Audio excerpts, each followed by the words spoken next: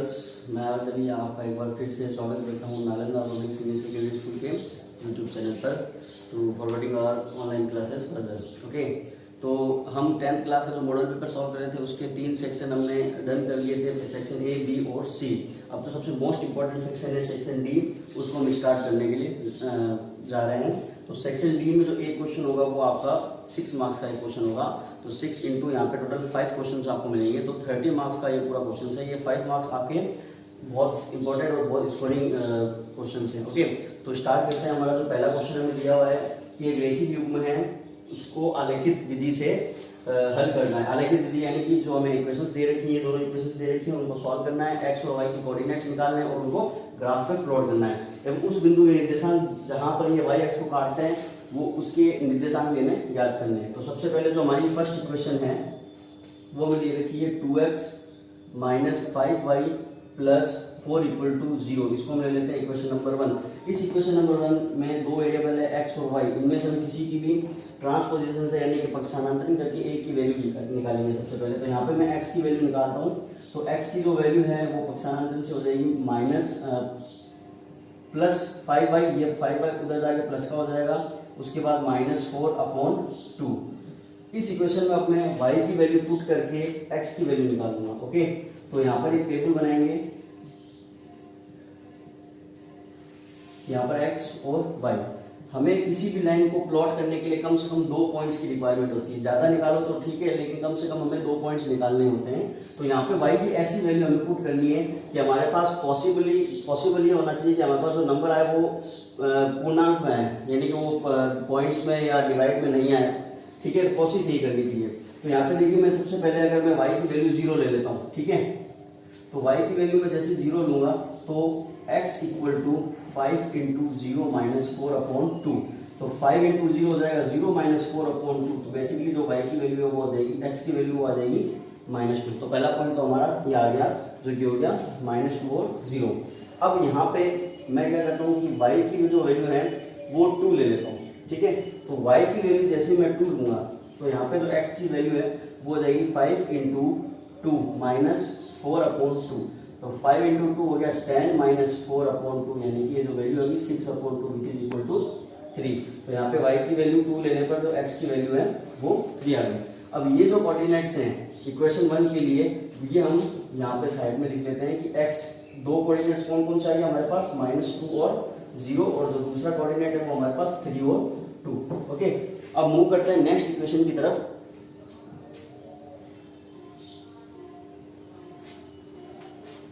So our next equation is equation number 2, वो है 2x plus y minus 8 equal to 0, equation number 2। यहाँ पे भी सेम हम x और y की वैल्यू निकालेंगे। Is it clear? तो यहाँ पे देखिए y जो है वो एक यूनिट कोफिशिएंट के साथ है, यानी कि इसका जो कोफिशिएंट है वो यूनिट है, 1 है। तो इस कंडीशन में उसी वेरिएबल की वैल्यू निकालनी चाहिए जिसके साथ में कोफिशिएंट है जो वो 1 हो। तो यहाँ पे हम y की वैल्यू निकालेंगे। तो y की जो वैल्यू है 8 उधर चला जाएगा तो प्लस का 8 और -2x, ये 2x उधर जाएगा माइनस का 2x, अपोन में यहाँ पे कुछ नहीं आएगा। और क्यों, यहाँ पे उसकी वैल्यू क्या है, y की कोफिशिएंट की वैल्यू है 1। तो यहाँ पे वैसे तो अपोन में 1 आएगा, लेकिन अपोन में 1 लगाने से कोई मतलब नहीं है, इसलिए हम इसको यही वैल्यू पुट करते हैं। तो इस वैल्यू में हम x की वैल्यू रख के y की वैल्यू निकालेंगे। तो वापस टेबल कंस्ट्रक्ट करते हैं, x और y। इस इक्वेशन में हमें इस बार x की वैल्यू पुट करनी है और उससे y की वैल्यू आएगी। Is it clear? तो x की वैल्यू पुट हम करते हैं 0 एक बार। तो x की वैल्यू जैसे हमने 0 पुट करी तो y की जो वैल्यू है 8 माइनस 2 इंटू 0, तो बेसिकली 8 आ गई। ठीक है, 8 में से 0 माइनस करेंगे तो y की वैल्यू आ गई 8। अब दूसरी कंडीशन में x की वैल्यू हम ले लेते हैं 1 2 3 एज यू विश, कुछ भी ले लो। तो हम यहाँ पे अगर 8 की वैल्यू हम 2 ले लेते हैं तो 2 माइनस 8 माइनस 2 इंटू 2, जो कि होगी 2 8 माइनस 4, यानी जो y की वैल्यू है वो हमारी होगी 4। तो x की वैल्यू 2 लेने पर y की जो वैल्यू आ रही है वो आ रही है 4। तो ये 2 पॉइंट्स हो गए दूसरी इक्वेशन के लिए। तो यहाँ पे हम पॉइंट्स लिख लेते हैं कि जो हमारा पहला पॉइंट है वो है 0 और 8, और दूसरा जो पॉइंट है वो है 2 और 4।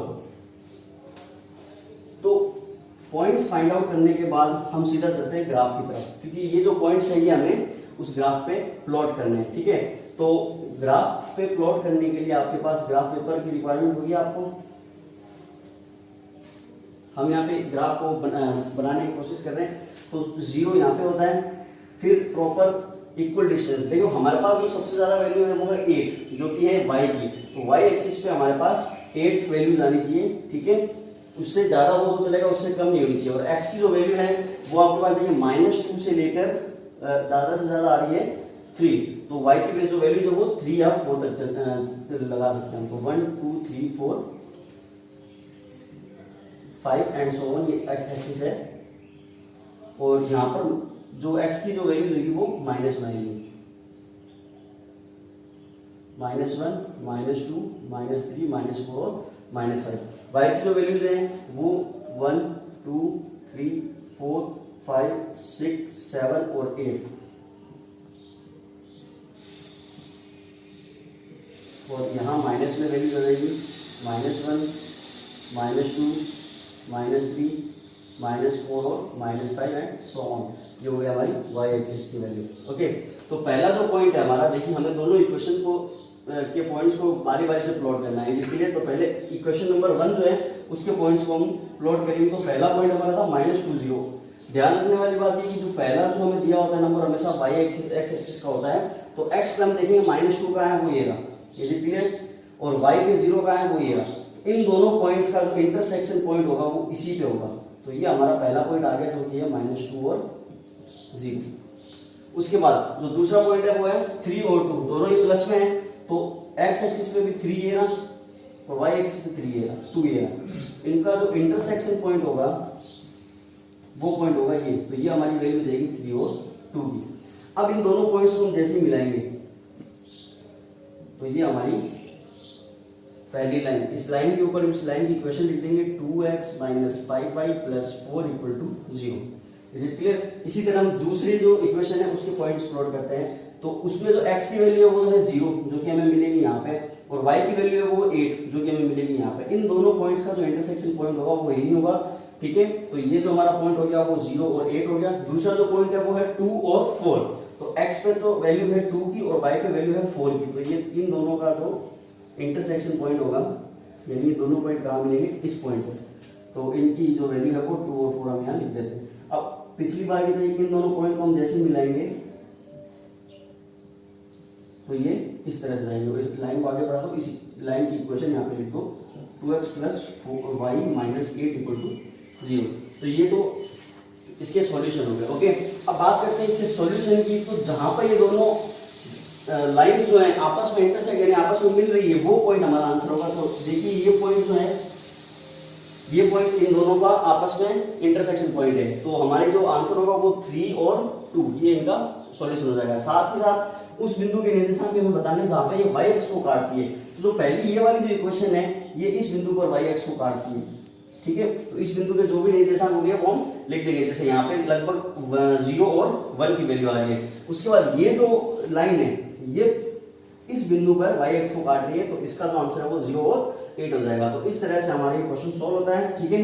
तो ये हो गया हमारा पहला क्वेश्चन, यानी हमारे 6 मार्क्स यहाँ पे पक्के होते हैं। तो यहाँ पे हमने सबसे पहले इक्वेशन को सॉल्व किया, x और y की वैल्यूज निकाली, उसके बाद दोनों इक्वेशंस को यहाँ पे प्लॉट किया, उसके बाद दोनों का इंटरसेक्शन पॉइंट निकाला जो इस क्वेश्चन का सॉल्यूशन था, और सबसे लास्ट में हमें कुछ एडिशनल क्वेश्चन में दे रखा था कि उस एक्सिस के जहाँ पे y को काटते हैं उनकी वैल्यूज बतानी, तो हमने वो भी बताई। तो इस क्वेश्चन में हमने ये सारा काम किया, ठीक है। तो मूव करते हैं नेक्स्ट क्वेश्चन की तरफ।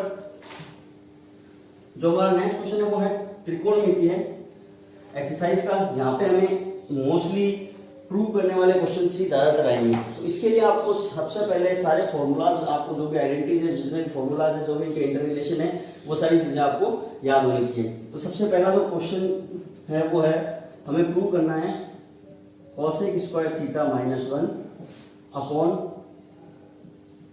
cosec थीटा, ये जो चीज है वो हमारे पास रूट में है, is equal to cos theta. अब देखिए यहाँ पे हमें cos थीटा में इसको प्रूव करना है। तो सबसे पहली बात हमें ऐसे आइडेंटिटी यूज करनी होगी, ऐसी सरल समीकरण देखनी होगी जिसमें cosec आता है। तो जैसे हम ध्यान देंगे तो 1 + cot square theta is equal to cosec square theta, ये एक सरल समीकरण होती है हमारे पास, ठीक है। तो यहाँ पे हम क्या करेंगे कि cosec स्क्वायर की जगह, ध्यान रखिए, cosec स्क्वायर जो है उसकी जगह हम 1 + cot स्क्वायर रख सकते हैं, या फिर यहाँ पे 1 की जगह हम cosec square theta minus cot square theta भी रख सकते हैं, जो कि हम इसके पक्षांतर से निकालेंगे। तो हम पक्षांतर करने के बजाय डायरेक्ट ये वैल्यू रखते हैं। तो वैल्यू जो है हमारी, सबसे पहले हम लेंगे लेफ्ट हैंड साइड को सॉल्व करेंगे। लेफ्ट हैंड साइड यानी कि ये वाला जो साइड है हमारा, ओके। तो इसमें लिखा हुआ है cosec square theta minus 1 divide by cosec theta. इसको जब हम सॉल्व करेंगे कि इस सरल समीकरण के थ्रू कोसेक स्क्वायर थीटा की जो वैल्यू है वो होती है 1 प्लस कॉट स्क्वायर थीटा। ये तो हुई कोसेक स्क्वायर थीटा की वैल्यू, इज इट क्लियर। उसके बाद ये जो -1 है ये हम एज इट इज उतारेंगे क्योंकि इसमें तो कोई चेंजेस नहीं है। इस पूरे का रूट और डिवाइड में है कोसेक थीटा, ओके। अब यहाँ पे देखिए ये प्लस का 1 और ये माइनस का 1 हो चुका है कैंसिल, ओके। तो यहाँ पे जो बचा है सिर्फ वो है कॉट स्क्वायर थीटा, इसका हमें रूट भी निकालना है, और कोसेक थीटा, ओके। अब जब रूट के अंदर एक सिंगल वैल्यू हो जिसका स्क्वायर हो, तो रूट से स्क्वायर कैंसिल हो जाता है। तो हमारे पास जो वैल्यू आ गई वो आ गई cot theta upon cosec theta. Answer हमें देखो कॉस थीटा में चाहिए, तो ये जो दोनों ट्रिग्नोमेट्रिक रेशियो हैं इनको हम साइन और कॉस में चेंज करेंगे, ओके। तो कॉट की जो वैल्यू होती है वो होती है cos theta upon sine theta. ये हो गई हमारी सिर्फ कॉट की value.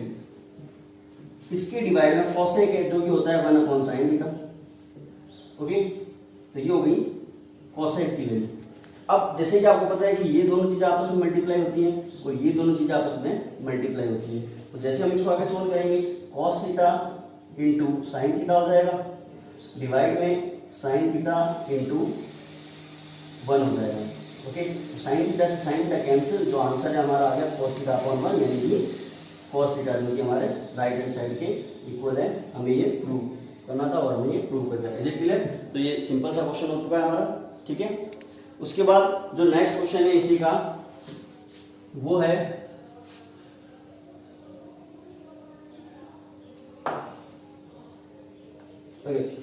Move to the next question.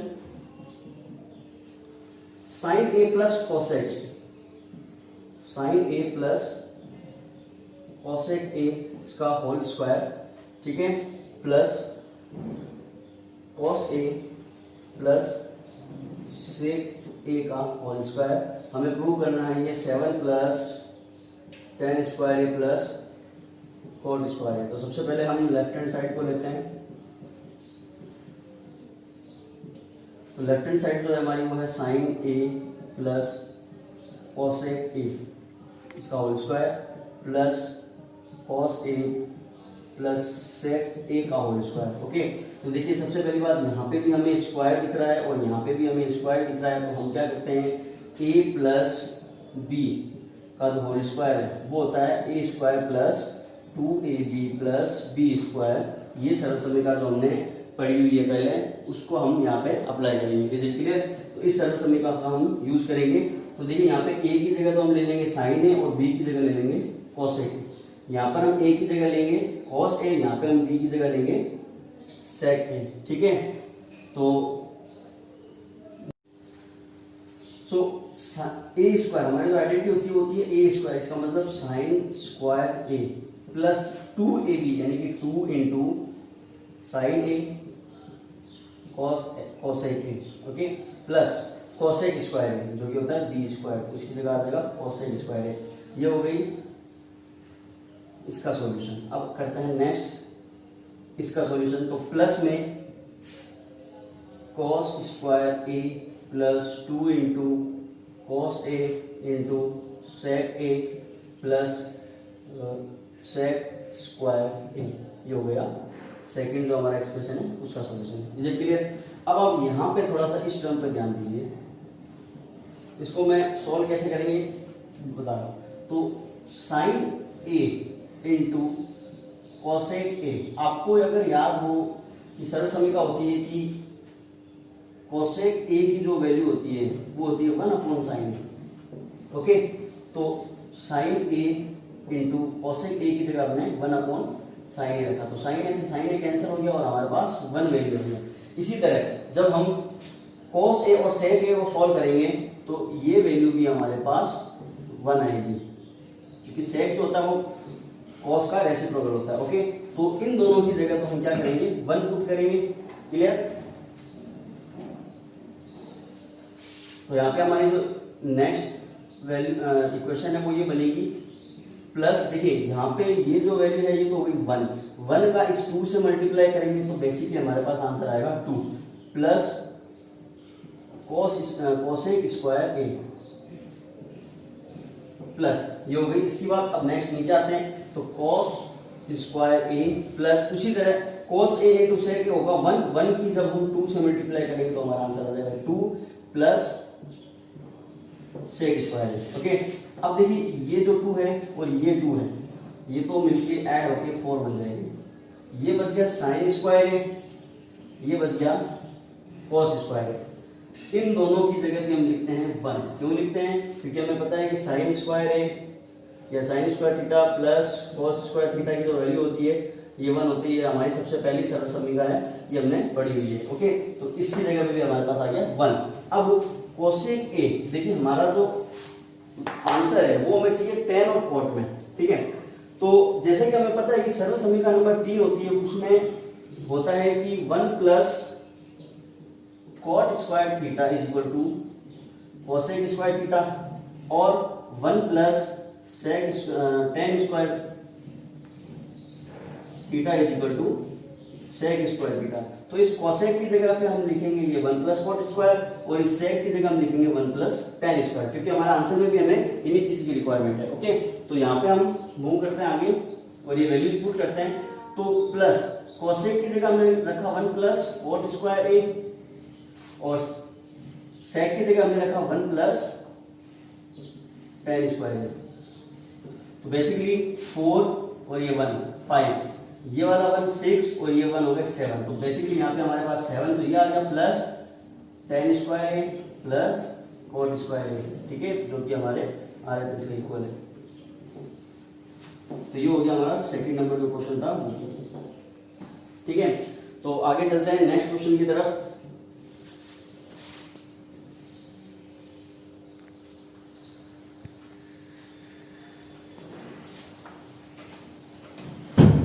Next question जो है हमारा बहुत ही सिंपल सा क्वेश्चन है। साइन की पावर 8 हमें दे रखी है थीटा माइनस कॉस की पावर 8 थीटा दे रखी है और हमें प्रूव करना है sign square theta minus cos square theta और इसी के साथ 1 minus 2 sign square theta cos square theta. तो वही है, सॉल्यूशन में हम क्या करेंगे, सबसे पहले हम लेफ्ट हैंड साइड का यूज करेंगे। लेफ्ट हैंड साइड ली हमने, लेफ्ट हैंड साइड है हमारी sine to the power 8 plus minus cos to the power 8 theta. Okay, तो आपको एक आइडेंटिटी अगर आपको याद हो, A square minus B square which is equal to A plus B A minus B. Is it clear? तो इस identity को हम इसमें कन्वर्ट करेंगे कैसे, साइन की पावर 4 थीटा इसका हमने कर दिया होल स्क्वायर माइनस कोस की पावर 4 थीटा इसका भी हमने कर दिया होल स्क्वायर। पावर की पावर हमेशा मल्टीप्लाई होती है, तो 4 टू जा 8, तो ये हमारे पास एज इट इज यही वैल्यू है। ओके, तो ए स्क्वायर माइनस बी स्क्वायर जब हम यहाँ पे पुट करेंगे तो हमारे पास जो वैल्यू आएगी वो आएगी sine to the power 4 plus cos to the power 4 theta. Okay, उसके बाद sine square sine to the power 4 minus cos to the power 4। अब यहाँ पे वापस ये आइडेंटिटी यही सरल समीकरण दोबारा यूज हो रही है। तो सबसे पहले तो हम इसको एज इट इज लिखते हैं। इस चीज को हमने लिखा साइन स्क्वायर थीटा का whole square minus cos square theta का होल स्क्वायर। ओके, अब यहाँ पर हम वापस सरल समीकरण लगाएंगे। तो सरल समीकरण लगाने पे ये चीज एज इट इज बढ़ी जाएगी और यहाँ पे जो वैल्यू जाएगी वो आएगी sign square theta plus cos square theta sine square theta minus cos square theta. देखिए ये हमने इजीली लिखा, यहाँ ए स्क्वायर माइनस बी स्क्वायर का फॉर्मूला लगाया तो एक बार दोनों को प्लस किया एक बार दोनों को माइनस किया तो ये वैल्यू आई। ये जो टर्म है ये टर्म हमें आंसर में चाहिए, तो इसको तो हम एज इट इज रखेंगे। Sign square theta plus cos square theta value होती है 1, तो इसी जगह हम 1 पुट करेंगे। अब बात रही इसका, यहाँ पर ना कोई आपकी आइडेंटिटी लग रही है, ना कोई सरल समीकरण का यूज आ रही है, और ना ही कोई दूसरा लॉजिक काम आएगा कि हम यहाँ पे कुछ प्लस करें या माइनस करें। तो यहाँ पर हम एक काम कर सकते हैं कि देखिए यहाँ पे हमें RHS में 2 sin स्क्वायर cos स्क्वायर चाहिए, तो ये एक तरह से 2ab की टर्म बन गई है 2ab। तो अगर मैं यहाँ पे b स्क्वायर और यहाँ पे a स्क्वायर अगर कैसे भी करके एडजस्ट करूँ तो मेरे पास ये a प्लस बी का होल स्क्वायर बन सकता है। Is it clear? ओके, सो यहाँ पे मैं क्या करता हूँ कि साइन स्क्वायर साइन की पावर 4 थीटा प्लस कोस की power 4 theta plus 2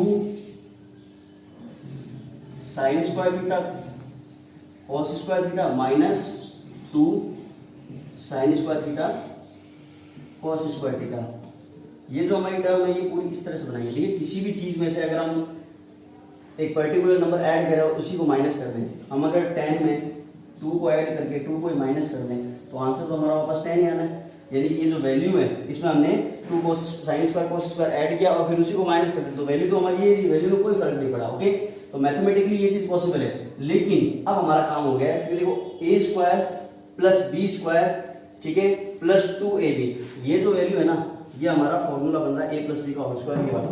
is it clear? तो फॉर्मूला क्या बनेगा, sign square theta plus cos square theta का होल स्क्वायर। आप इसको उल्टा खोल के देखिए आपके पास वापस ये वैल्यू आ जाएगी। Is it clear? उसके बाद माइनस में 2 sign square theta cos square theta हमारे पास ये जो है ये एज इट इज पड़ा रहेगा, और लास्ट में जो ये था sign square theta minus cos square theta ये भी पड़ा रहेगा। अब sign square theta plus cos square theta की वैल्यू होती है 1, हम पहले भी ऊपर यूज ले चुके हैं बार बार, ठीक है। तो इसकी जगह तो आ जाएगा 1, और 1 का स्क्वायर जो होता है वो भी होता है 1, तो बेसिकली ये जो टर्म है हमारी ये 1 में कन्वर्ट हो जाएगी, minus 2 sign square theta cos square theta, और इसी के साथ चल रहा है sign square theta minus cos square theta. अब ध्यान से देखें तो हमारा जो आंसर है यही है, यही हमें प्रूव करना था इसके इक्वल, तो ये हमारा राइट हैंड साइड के इक्वल हो जाएगा। ओके, तो बेसिकली बस कुछ सरल समीकरण कुछ लॉजिक्स हैं उनको फॉलो करते हुए हम इनका इजीली आंसर फाइंड आउट कर सकते हैं। तो ये 2 क्वेश्चन होने के बाद हम बाकी जो 3 क्वेश्चन हैं उनकी तरफ मूव करते हैं, ठीक है। Okay boys and girls, move to the next question number 3। इस क्वेश्चन में हमें 2 क्वेश्चन पूछे गए हैं। पहला जो क्वेश्चन है कि एक चतुर्भुज है, उसके शीर्ष हमें दे रखे हैं, चारों शीर्ष दे रखे हैं, तो हमें बताना है ये चतुर्भुज किस प्रकार का होगा। चतुर्भुज का प्रकार मतलब कि वो आयत होगा, वो समचतुर्भुज होगा, वो समांतर चतुर्भुज होगा। तो सबसे पहले एक रफ डायग्राम हम बना लेते हैं। इस तरह के क्वेश्चन में जो रफ डायग्राम बनाना कंपलसरी इसलिए क्योंकि हमारे पास जो कोऑर्डिनेट्स होते हैं वो बहुत ही कंफ्यूजेबल होते हैं, तो किसी तरह की कंफ्यूजन क्रिएट ना हो तो हम इससे बचने के लिए ये डायग्राम की रिक्वायरमेंट होती है। ओके, तो हमें सबसे पहले ये देखना है कि ये जो चारों पॉइंट दे रखे हैं तो चतुर्भुज किस तरह का है। तो हम चारों साइड्स यहाँ पे देखिए 4 साइड्स हमारे पास है, हम मान सकते हैं कि AB C और D, ये चतुर्भुज ABCD है। इसमें हम AB BC और CD और DA की वैल्यूज निकालेंगे। उसके बाद हम देखेंगे कि उनकी वैल्यूज किस तरह से आ रही है, और उसके बाद हम इनके जो दोनों विकर्ण हैं AC और BD उनकी वैल्यूज निकालेंगे, ठीक है। तो सबसे पहले मैं वैल्यू निकालता हूँ AB की। AB की जो वैल्यू होगी उसके लिए जो 2 निर्देशांक हमें दे रखे हैं वो 1 4 और -5 और 4 का यूज हम करेंगे, ठीक है। तो जो डिस्टेंस फॉर्मूला होता है वो होता है x1 माइनस x2 का whole square plus y1 minus y2 का होल स्क्वायर। ओके, तो इस फॉर्मूले के अकॉर्डिंग यहाँ पर x1 y1 ये है और x2 y2 ये है। ओके, तो 1 माइनस रूट में 1 माइनस -5 इसका होल स्क्वायर प्लस y1 यानी कि 4 माइनस 4 इसका whole square under the root. तो AB की जो वैल्यू आ जाएगी वो हमारे पास आ जाएगी 1 + 5 हो जाएगा ये इसका स्क्वायर प्लस ये हो जाएगा 0 का स्क्वायर।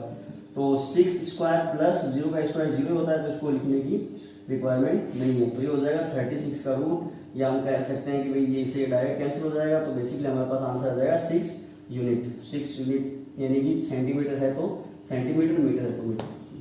ओके, तो इस तरह से हमने ये AB की जो वैल्यू है वो 6 निकाल ली। अब आगे इसी फॉर्मूले से हम यूज करते हुए BC CD और DA की जब वैल्यू निकालेंगे तो वो रिस्पेक्टिवली √7 और ये आ जाएगी 6 और ये आ जाएगी √7। तो देख सकते हैं कि हम यहाँ पे जो वैल्यूज हैं अपोजिट साइड जो हैं वो इक्वल आ रही है, और ये वाली जो दोनों अपोजिट साइड्स हैं वो इक्वल आ रही है। तो ऐसी कंडीशन कब होती है कि या तो हमारा चतुर्भुज जो है वो आयत हो या समांतर चतुर्भुज हो। ठीक है, तो अब हम क्या करेंगे, जो ये डायगोनल्स हैं मतलब जो विकर्ण है इनकी वैल्यूज निकालेंगे। तो विकर्ण की जो वैल्यूज है वो भी हम इसी फॉर्मूले से निकालेंगे, दूसरी फॉर्मूले से। बस पॉइंट्स जो हैं वो हम ए और सी को लेंगे, दूसरी बार लेंगे बी और डी को। अगर हमारे दोनों के दोनों विकर्ण इक्वल आते हैं तब तो हमारे पास जो चतुर्भुज होगा ये आयत होगा। ठीक है, और अगर दोनों विकर्ण इक्वल नहीं आते हैं, अलग अलग आते हैं, तो हमारे पास जो आंसर है वो हमारा होगा समांतर चतुर्भुज। Is it clear? तो इससे हम लास्ट में पता लगा लेंगे कि हमारी जो वैल्यूज है वो जो हमारा चतुर्भुज है वो किस तरह का चतुर्भुज है। तो ये क्वेश्चन क्लियर होता है यहाँ पे। इसका जो नेक्स्ट क्वेश्चन है बी पार्ट, उसमें हमें दिया हुआ है कि एक रेखाखंड है जिसका एक सिरा हमें दे रखा है। तो डायग्राम बनाएंगे कि मान लिया ये वो रेखाखंड है जिसका हमें एक सिरा दे रखा है ए बी। इसका एक सिरा जो है वो हमने मान लिया 4 और 0 दे रखा है, और इसका मध्य बिंदु जो कि हमने मान लिया सी है। ठीक है, ये हमें दे रखा है 4 और 1। तो हमें निकालना है इसका दूसरा सिरा। तो मान लिया कि इसका जो दूसरा सिरा है वो x और y है। Is it clear? तो यहाँ पे जो फॉर्मूला लगेगा वो लगेगा मध्य बिंदु का जो फॉर्मूला होता है मध्य बिंदु के निर्देशांक। फॉर्मूला ये होता है कि अगर x की वैल्यू निकाल रहे हैं तो x1 प्लस x2 अपॉन 2, और अगर y की वैल्यू निकाल रहे हैं तो y1 प्लस y2 अपॉन 2। यहाँ पर x1 y1 ये हैं, x2 y2 ये हैं, और ये हो जाएंगे हमारे पास x और y जो कि हमारे निर्देशांक होंगे। तो वैल्यूज, इन सारी वैल्यूज की आप पुट करेंगे तो हमारे पास जो इक्वेशंस बनेगी वो बनेगी 4 इज इक्वल टू x की वैल्यू 4 है, यहाँ पर x plus 4 plus x upon 2। इसी तरह y की जो वैल्यू बनेगी यहाँ पे 1 इज इक्वल टू y1 यानी कि 0 प्लस y अपॉन 2।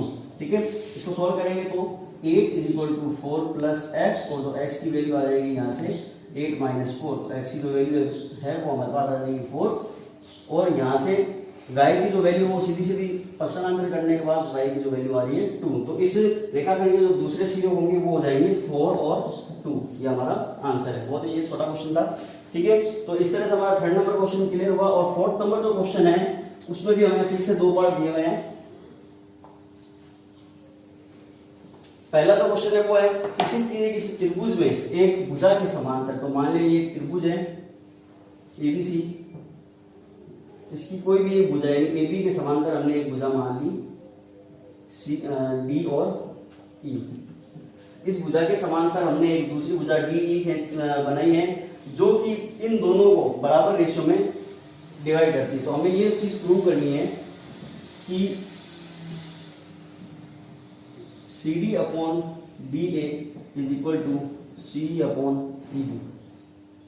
ठीक है, तो इसके लिए हम क्या करते हैं, कंस्ट्रक्शन हमें करना होगा कि हम यहाँ पे ए और ई को मिलाएंगे और डी और बी को मिलाएंगे, और यहाँ पर हम एक एल्टीट्यूड यानी कि एक लंब खींच देंगे। ठीक है, लंब की जो वैल्यू है वो हम रख देते हैं एफ और जी।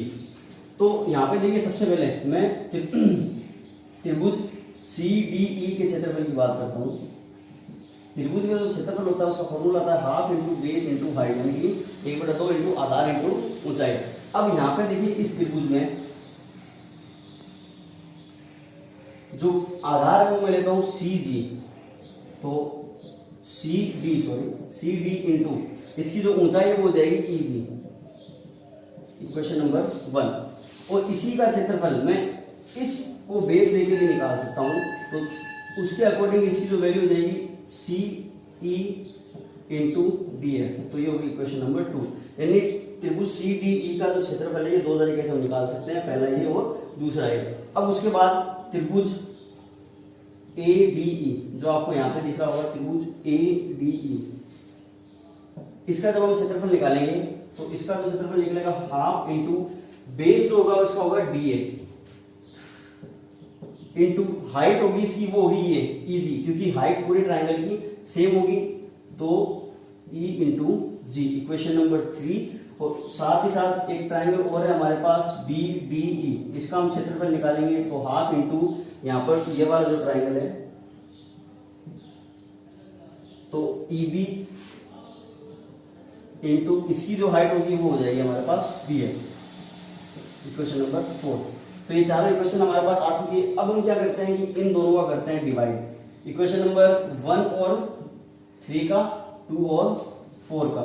तो 1 में डिवाइड करेंगे 3 का और 2 में डिवाइड करेंगे हम 4 का। तो हमारे पास जो वैल्यूज आएगी वो कुछ इस तरह से होगी कि ट्राइंगल CDE का क्षेत्रफल डिवाइड बाय ट्राइंगल ADE का क्षेत्रफल। तो ये जो वैल्यूज आ जाएगी वो क्या आ जाएगी, half into CD into EG upon half into DA into EG। तो यहाँ से EG से EG कैंसिल, DA से सॉरी हाफ से हाफ कैंसिल। तो हमारे पास जो वैल्यू आ गई वो आ जाएगी CD upon DA, equation number 5। ये इक्वेशन नंबर 5 हम लिख लेते हैं कि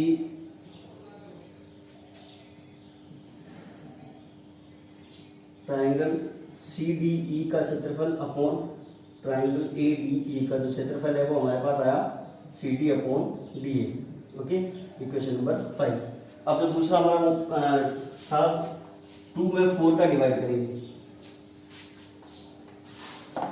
तो जैसे हम इक्वेशन 2 में 4 का डिवाइड करेंगे तो वापस ट्राइंगल CDE का क्षेत्रफल डिवाइड बाय ट्राइंगल DDE का क्षेत्रफल। तो ये हो जाएगा हाफ इंटू CE। इस बार हम ये इक्वेशन लेंगे CE into DF upon half into EB into DF। तो अगेन DF से DF कैंसिल, हाफ से हाफ कैंसिल, तो CE upon EB, equation number 6। तो इसको भी हम साइड में एक बार लिख लेते हैं। DEB का जो क्षेत्रफल है वो हमारे पास आया CE into EB, question number 6। Okay, अब हमने 9th क्लास में एक टॉपिक पढ़ा है कि जब एक ही आधार पर दो त्रिभुज इस तरह से हो कि उनके वो दोनों के दोनों त्रिभुज एक ही समांतर रेखा के बीच हो, यानी कि ये दो त्रिभुज हैं, इन दोनों का आधार समान है और दोनों की जो है एक ही समांतर रेखाओं के बीच है, तो इन दोनों त्रिभुज का जो क्षेत्रफल होगा वो भी समान होगा। ओके, तो इसी लॉजिक को हम यहाँ अप्लाई करेंगे कि हमारे पास दो त्रिभुज है, त्रिभुज ADE और त्रिभुज BED। इन दोनों का जो आधार है वो भी है सेम और दोनों एक ही समांतर रेखाओं के बीच में। तो यहाँ से हम ये अंदाजा लगाते हैं कि हमें ये चीज मिली है कि त्रिभुज ADE का जो क्षेत्रफल है वो बराबर होगा त्रिभुज BED के क्षेत्रफल के। ठीक है, तो अब एक चीज ध्यान से देखिए कि ADE का जो क्षेत्रफल है वो BED के क्षेत्रफल के बराबर है। तो इस इक्वेशन में इन दोनों का क्षेत्रफल बराबर है और इन जो ऊपर लिखा हुआ है उनका ऑलरेडी इक्वल है। ठीक है, क्योंकि ये दोनों एक ही चीज का इक्वेशन है, क्षेत्रफल है। तो इस हिसाब से ये जो दोनों चीजें हैं ये इक्वल हुई, ये दोनों चीजें इक्वल है, right hand side left hand side equal है, तो no doubt right hand side भी इक्वल होगी। तो इससे हमारे पास आता है कि CD upon DA is equal to CE upon EB, और यही चीज हमें प्रूव करनी थी। ठीक है, तो ये हमारा नेक्स्ट क्वेश्चन क्लियर होता है। उसके बाद जो नेक्स्ट है इसका बी पार्ट, वो बी पार्ट ये है कि यदि एक वृत्त की दो समान जीवाएं, एक वृत्त है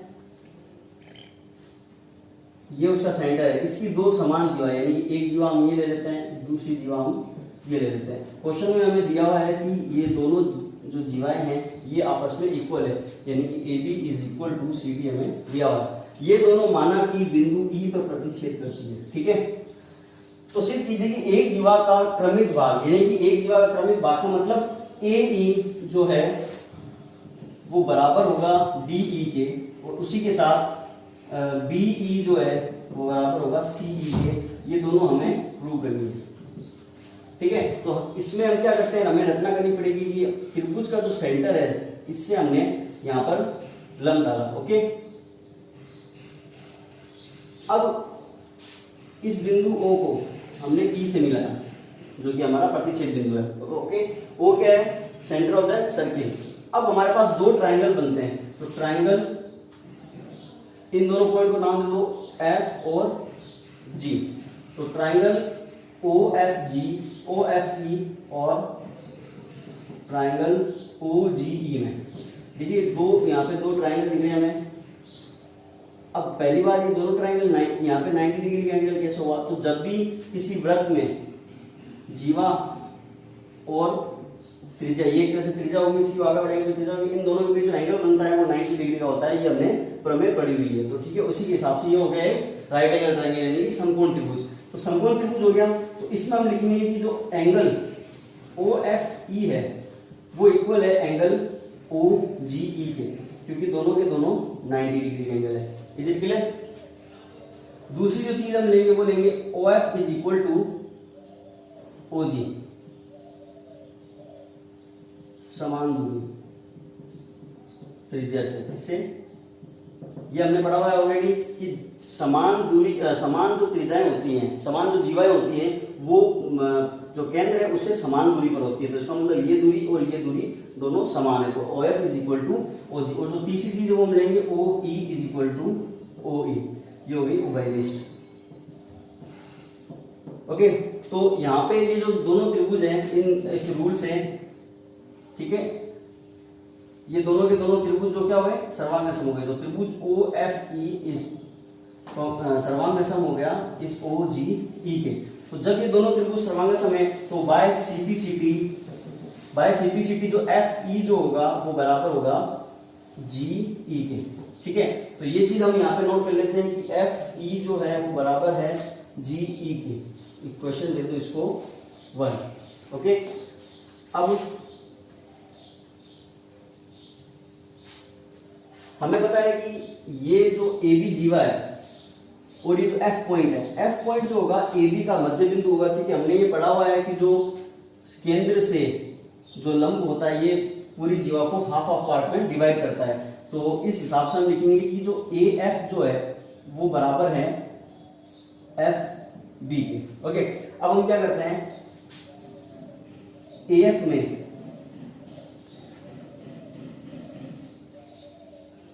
AF जो है इसके बराबर है, इसको देते हैं इक्वेशन नंबर 2। और दूसरी जीवा में भी क्या होगा कि जो BG होगा वो इक्वल होगा GE के, GC के, इक्वेशन नंबर 3। अब हमें क्वेश्चन में ये दिया हुआ है कि ये दोनों जीवाएं क्या हैं? बराबर है। तो जब ये दोनों जीवाएं बराबर हैं AB और CD, तो इनके जो हाफ पार्ट है, इनका जो हाफ है वो भी इक्वल होगा।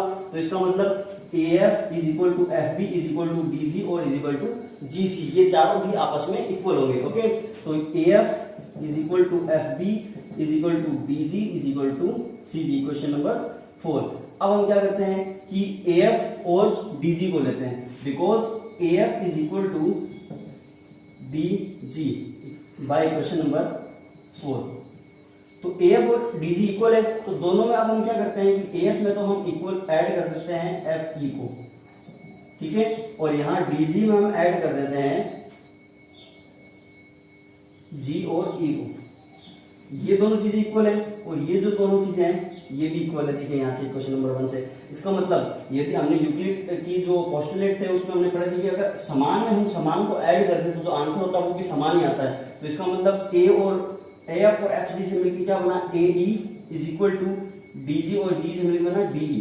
तो ये दोनों भी आपस में इक्वल हो गई। पहली चीज तो ये प्रूव हुई।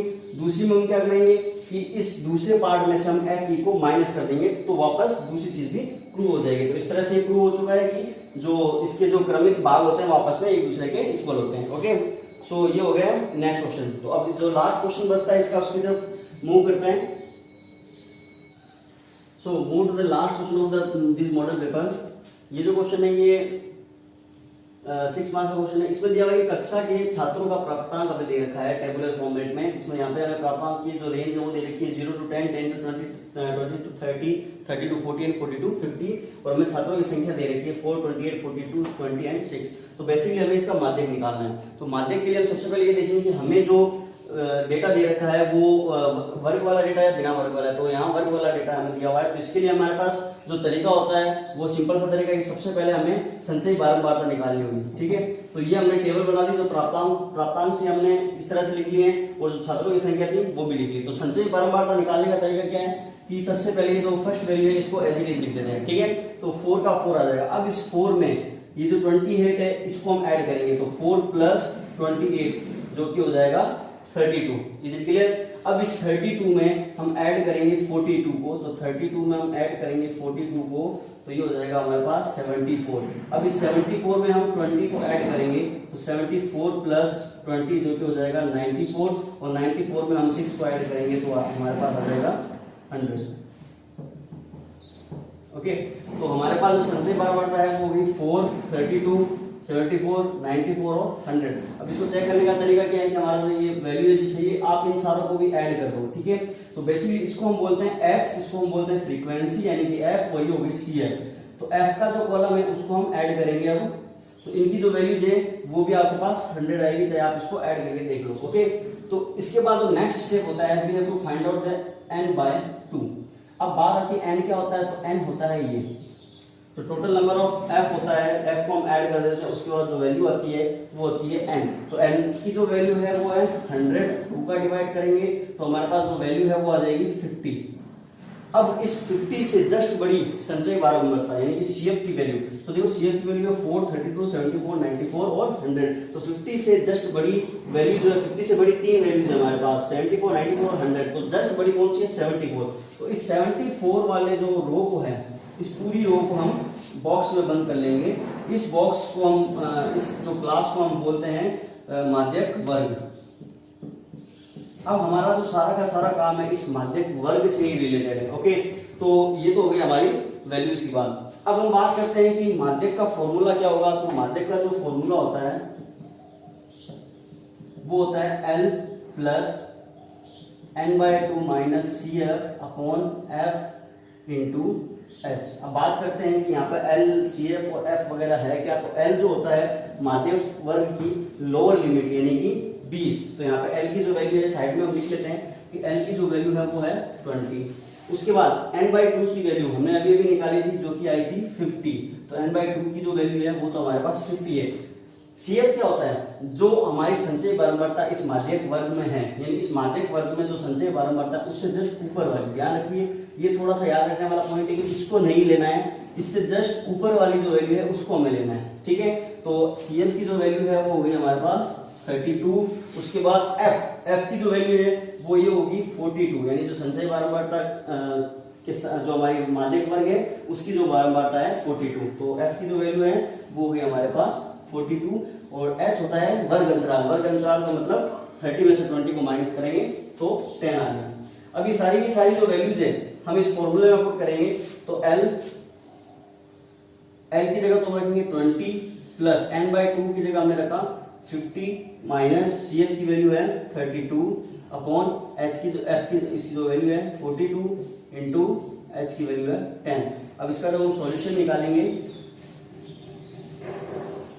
तो सॉल्यूशन निकालते हैं एक चीज का ध्यान रखना, इस 20 को लास्ट में ऐड ही करना है। तो इसको तो बिल्कुल मत छेड़िए, सबसे पहले ये जो वैल्यू है इसको सॉल्व करेंगे, ठीक है। तो 50 में से 32 हो गए तो बच गए 18, 20 प्लस 18 अपॉन 42 इंटू 10। अब 20 प्लस ये जो है ये 2 की टेबल से जाएगा 9 टाइम, ये 2 की टेबल से जाएगा 21 टाइम, फिर ये देखिए ये 3 की टेबल से 3 टाइम और ये 3 की टेबल से 7 टाइम। तो बेसिकली 3 अपॉन 7 इंटू 10। इसकी जो वैल्यू होगी 20 प्लस 3 के अंदर हम मल्टीप्लाई करेंगे 30, ठीक है। तो 20 प्लस इसकी जो वैल्यू आएगी 30 अपॉन 7 की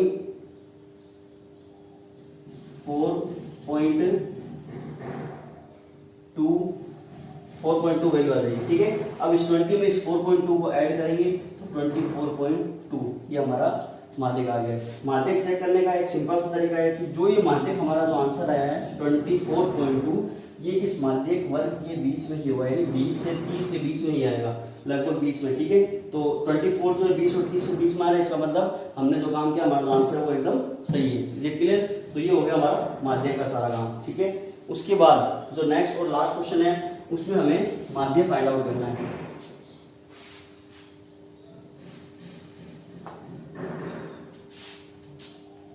तो इस क्वेश्चन में हमें माध्य फाइंड आउट करना है। तो सबसे पहले हम क्या करेंगे, एक्स टेबल बनाएंगे पूरी।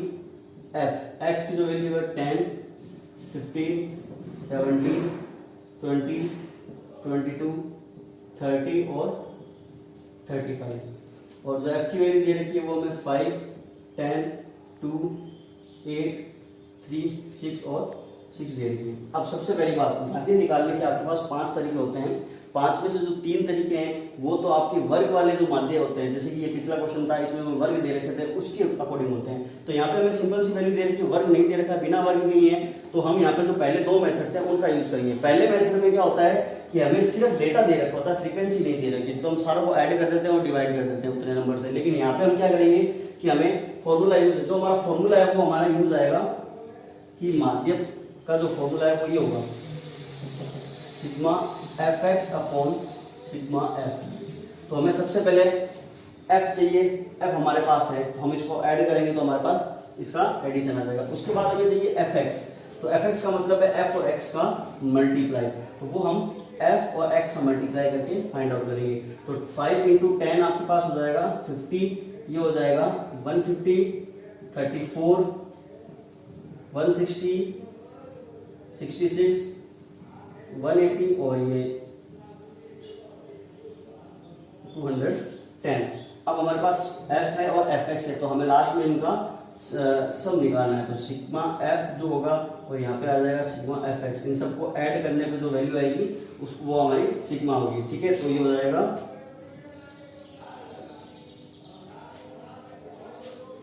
40 और इसकी जो वैल्यू है वो आपके पास आ जाएगी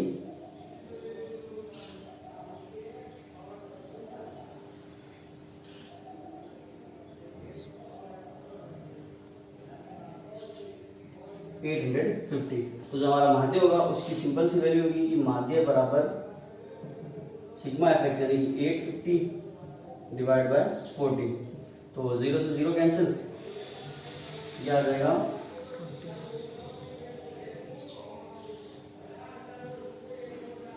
21.5, ये हमारा आंसर है। तो 21.5 भी जो है लगभग यहाँ पे 20 की वैल्यू जो है 17, 20 और 22 है, तो इनके आसपास यानी 20 के जो वैल्यू है 20 की वैल्यू उसके आसपास हमारा माध्य आएगा। Is it clear? तो ये इसी के साथ साथ हमारा जो मॉडल पेपर था क्लास 10 का वो एक मॉडल पेपर यहाँ पे कंप्लीट हो चुका है। Is it clear?